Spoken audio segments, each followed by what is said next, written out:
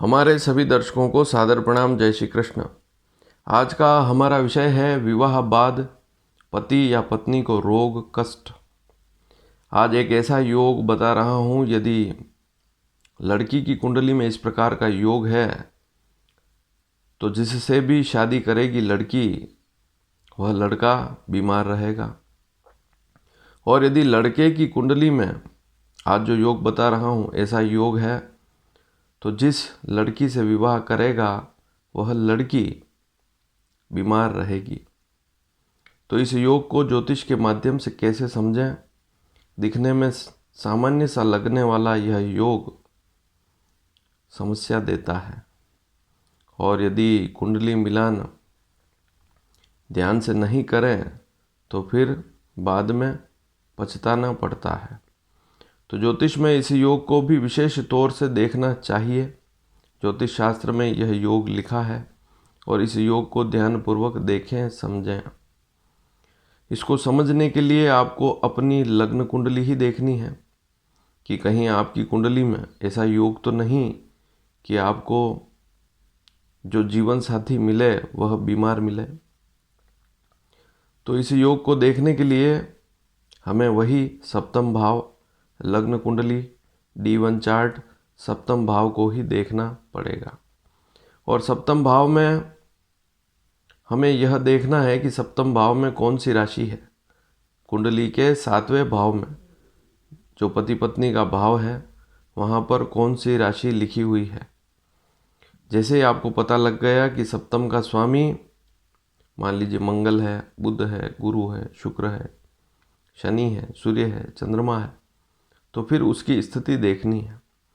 तो सप्तम के स्वामी का पता कैसे करें? सबसे पहले तो हमेशा बताता हूँ आपको, आज भी बताऊँगा, सप्तम में यदि 1 या 8 का अंक लिखा हो, यदि मेष या वृश्चिक राशि लिखी हो सप्तम भाव में, तो सप्तम का स्वामी मंगल होता है। सप्तम भाव में 2 या 7 का अंक लिखा हुआ है तो सप्तम का स्वामी शुक्र होगा। वृषभ, तुला राशि यदि सप्तम भाव में है, वृषभ का अर्थ 2 नंबर, 7 नंबर तुला राशि, इन दोनों में से कोई एक राशि सप्तम भाव में होगी तो सप्तम का स्वामी शुक्र होगा। यदि सप्तम में 4 का अंक लिखा हुआ है तो कर्क राशि होगी, सप्तम भाव में स्वामी होगा चंद्रमा कर्क का। सिंह राशि का स्वामी सूर्य होता है तो सिंह राशि 5 नंबर की होती है, और सप्तम में 5 का अंक लिखा हो तो सूर्य स्वामी होगा सप्तम का। अगली स्थिति है 3 और 6 नंबर।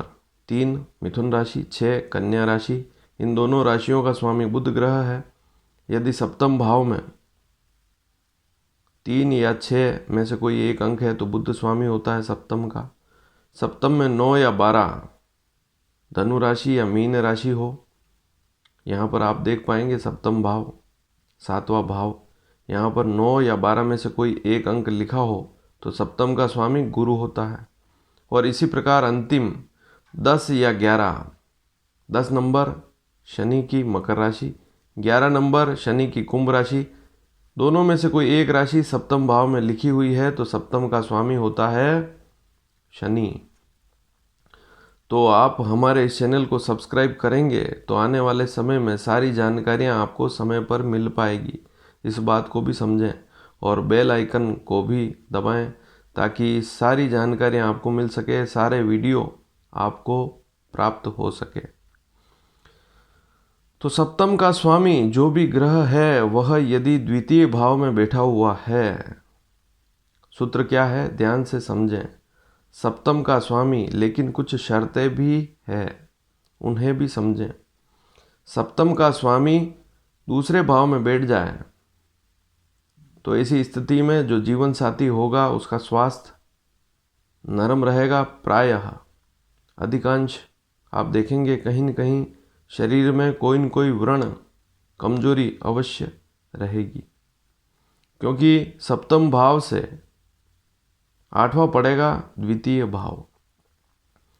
यदि किसी कुंडली में लग्न का स्वामी 8वें भाव में बैठ जाए तब भी शरीर के लिए ठीक नहीं है। लग्न का स्वामी यदि 6ठे भाव में बैठ जाए तब भी रोग बढ़ते हैं। लग्न का स्वामी यदि 12वें भाव में बैठ जाए तब भी कष्ट रहता है। इसी प्रकार से सप्तम का स्वामी यदि द्वितीय भाव में बैठा हो तो इस योग को भी, क्योंकि हम अधिकतर दूसरे भाव को धन का भाव मानते हैं, बहुत ही शुभ मान लेते हैं, तो ऐसा हर समय नहीं होता है। यदि सप्तम का स्वामी द्वितीय भाव में बैठा हुआ है तो समस्या बढ़ सकती है। इस बात को हमेशा समझें। और यदि शत्रु राशि पर बैठा हुआ है तो और भी स्थिति खराब हो जाती है। जैसे मान लीजिए किसी की कर्क लग्न की कुंडली है। कर्क लग्न की कुंडली में सप्तम का स्वामी शनि बनेगा, क्योंकि सप्तम में 10 नंबर अंक लिखा हुआ होता है। और सप्तम का स्वामी शनि द्वितीय भाव में सिंह राशि पर बैठा हो तो आप स्वयं समझें कि सिंह राशि का शनि कैसा फल देगा, और सप्तम से 8वां हो जाए।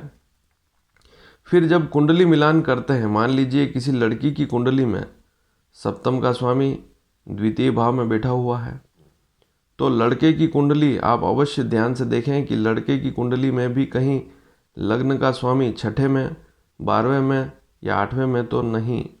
और वहाँ पर यदि राहु केतु के साथ है तो और भी बुरी स्थिति होती है। जो स्थिति मैंने बताई कि सप्तम का स्वामी द्वितीय भाव में हो तो यह तो सामान्य स्थिति है, लेकिन सप्तम का स्वामी द्वितीय भाव में राहु केतु के साथ बैठ जाए तो और भी स्थिति खराब रहती है। विशेषकर राहु के साथ या किसी शत्रु ग्रह के साथ बैठ जाए तब भी स्थिति खराब होती है।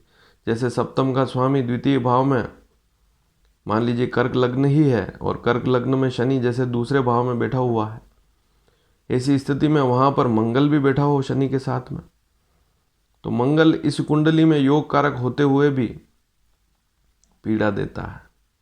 और एक स्थिति और है, इसे भी आप समझें कि मान लीजिए किसी कुंडली में, मान लीजिए कोई लड़का है, उसकी कुंडली में सप्तम का स्वामी द्वितीय भाव में नहीं है, तब भी पत्नी बीमार रहेगी। ऐसा कौन सा योग होता है? उसमें आप देखें कि यदि सप्तम का स्वामी 12वें भाव में है या 12वें भाव का जो स्वामी है वह सप्तम भाव में है, तब भी समस्या रहती है। तो ये तो छोटी स्थिति है, लेकिन मूल स्थिति यही है कि सप्तम का स्वामी यदि दूसरे भाव में बैठा हो और पाप ग्रह के साथ बैठा हो, और मिलान करते समय मान लीजिए लड़का है, उसकी कुंडली में सप्तम का स्वामी द्वितीय भाव में है और ध्यान नहीं रखा तो फिर शादी जिससे होगी वह लड़की बीमार रहेगी। अब लड़की की कुंडली में भी देखें कि लग्न का स्वामी कहीं पीड़ित ना हो। लग्न अर्थात शरीर पीड़ित रहेगा तो व्याधियां होनी ही है।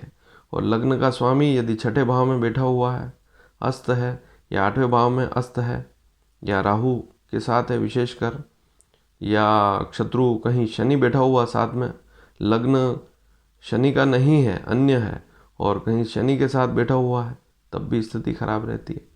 एक स्थिति और है कि कुंडली मिलान जब भी करें तो चंद्रमा की स्थिति भी अवश्य देखें। चंद्रमा मानसिक स्थिति का द्योतक है, तो कुंडली मिलान कर रहे हैं और कोई कुंडली आई मिलान के लिए, तो उस कुंडली में देखें कि चंद्रमा यदि राहु केतु के साथ है या शनि के साथ है, या चंद्रमा राहु के साथ है उस पर शनि की दृष्टि है, चंद्रमा केतु के साथ है शनि की दृष्टि है या राहु की दृष्टि है, ऐसी स्थिति भी ठीक नहीं होती है। और बहुत सी बार ये जो रोग वाली स्थिति बताई ये नहीं भी होती है।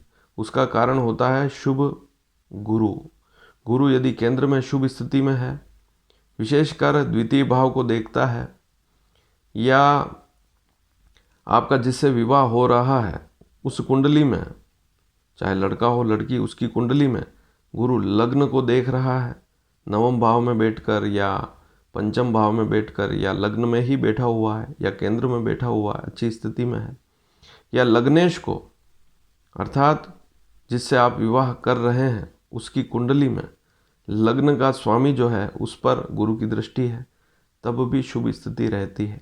ऐसी स्थिति में रोग उतनी मात्रा में नहीं होते हैं, छोटे मोटे कष्ट होकर टल जाते हैं। अब एक स्थिति और है कि यदि सप्तम भाव का स्वामी द्वितीय भाव में बैठा हो तो ऐसा व्यक्ति हावी रहता है अपने जीवन साथी के ऊपर।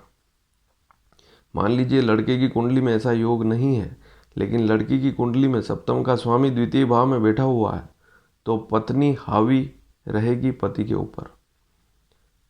पति को सारी बातें माननी पड़ती है पत्नी की, पत्नी अपनी बात को ऊपर रखेगी।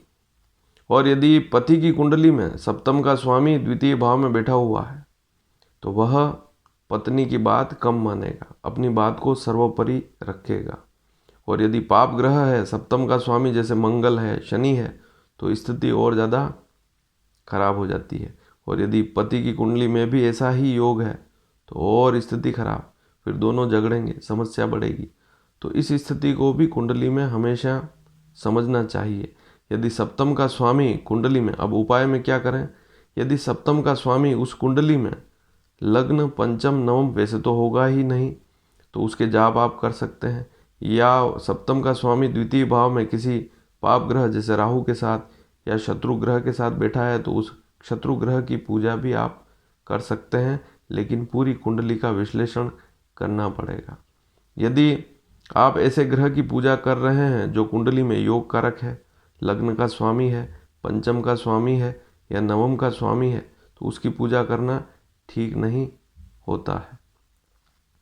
और यदि लग्न का स्वामी, मान लीजिए लड़की की कुंडली में या लड़के की कुंडली में, जिसकी भी कुंडली में सप्तम का स्वामी द्वितीय भाव में है, अब आपको पता लग गया कि ऐसी स्थिति में जिससे भी विवाह करेगा तो वह जीवन साथी, जिससे शादी करेगा, जीवन साथी बीमार रहेगा।